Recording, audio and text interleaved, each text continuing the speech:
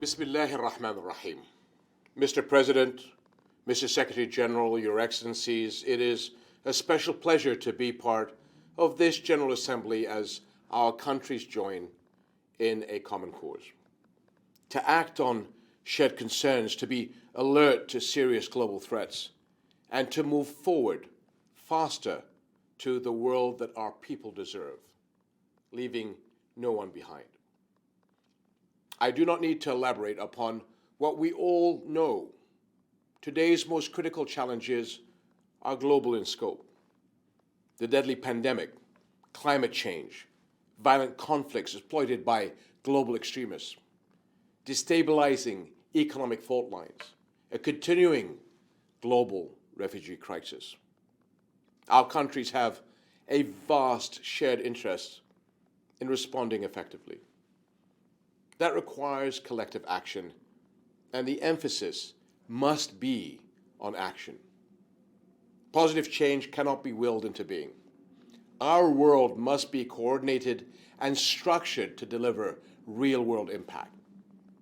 Jordan has long supported a collective approach. Since our country was founded 100 years ago, we have worked closely with regional and international partners to support peace, progress, and mutual respect worldwide. We know the hardships and difficulties, but we also see the tremendous opportunities to build a better world. My friends, global partnership is critical to resolving one of the longest-standing conflicts in modern history, the Palestinian-Israeli conflict. The bitter war on Gaza this past year was a reminder that the current situation is simply unsustainable. And the suffering we continue to see points us once more to the critical need to keep supporting UNRWA as it continues to fulfill its UN mandate and provide vital humanitarian services to 5.7 million vulnerable Palestinian refugees. But how many more homes will be lost? How many more children will die before the world wakes up?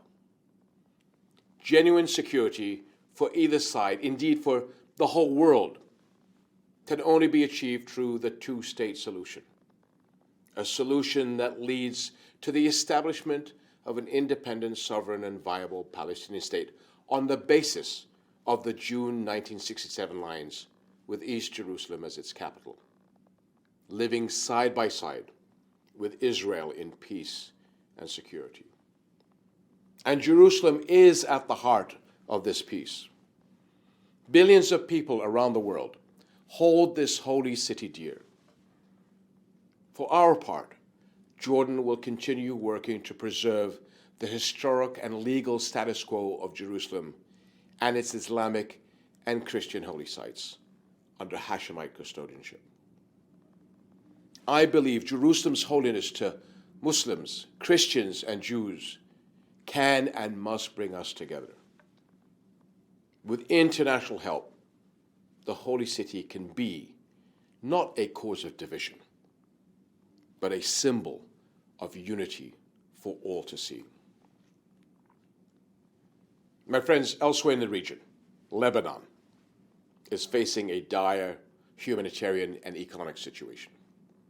Desperate living conditions are looming for millions, family tables without food, homes losing electricity and water, workplaces unable to operate. In this time of great need, we owe the Lebanese people our full support to enable them to rise from this crisis. And that demands a well-planned, well-executed international response engaging all of us. And the world must not forget the millions of refugees in host countries like Lebanon. Jordanians well understand what a serious impact this has. For generations, our country has sacrificed to help millions of refugees fleeing injustice and danger.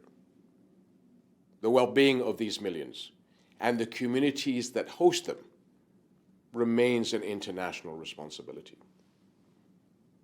it is vital to keep up support for UNHCR, the World Food Programme, and others that care for and offer hope to refugees and their host communities. My friends, leaving people in need, innocence in jeopardy, and conflicts unresolved plays into the hands of global extremists who exploit the despair, frustration, and anger these crises leave in their wake. Although we may have won some battles, the fight against terrorism and extremism is not yet over. Our action, collective, global action, remains essential.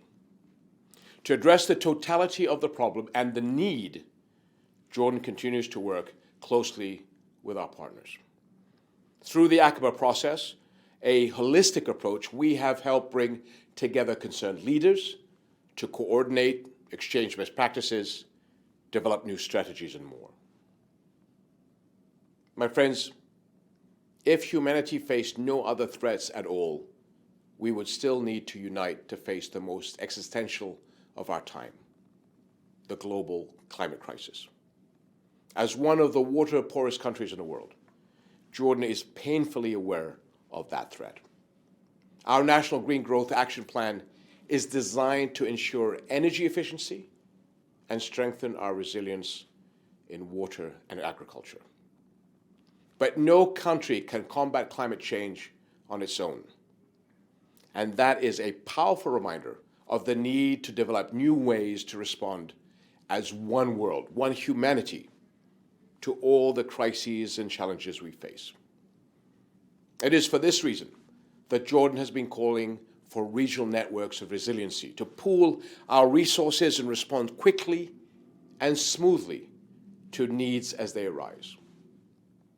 And we stand ready to utilize our country's strategic location at the crossroads of Asia, Africa, and Europe to facilitate the broadest international response. But every country has strengths and capabilities to offer. Every region has capacities to speed forward the larger global response.